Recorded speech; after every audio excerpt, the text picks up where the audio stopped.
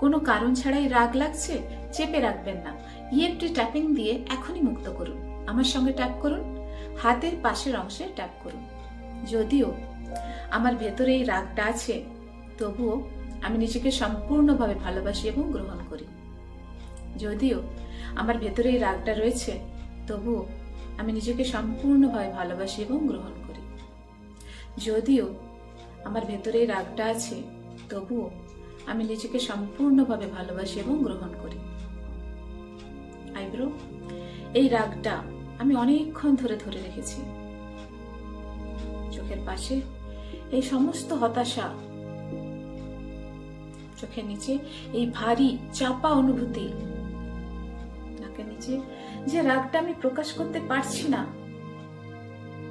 যে অনেকদিন ধরে আমি এটা বয়ে চলেছি।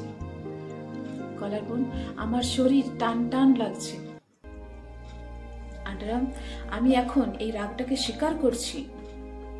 মাথার উপরে আমি নিরাপদভাবে এই রাগ ছেড়ে দিচ্ছি। আমি শান্তি, স্থিরতা এবং মানসিক ভারসাম্য বেছে নিচ্ছি। একটু গভীর শ্বাস নিন, ধীরে ধীরে ছেড়ে দিন।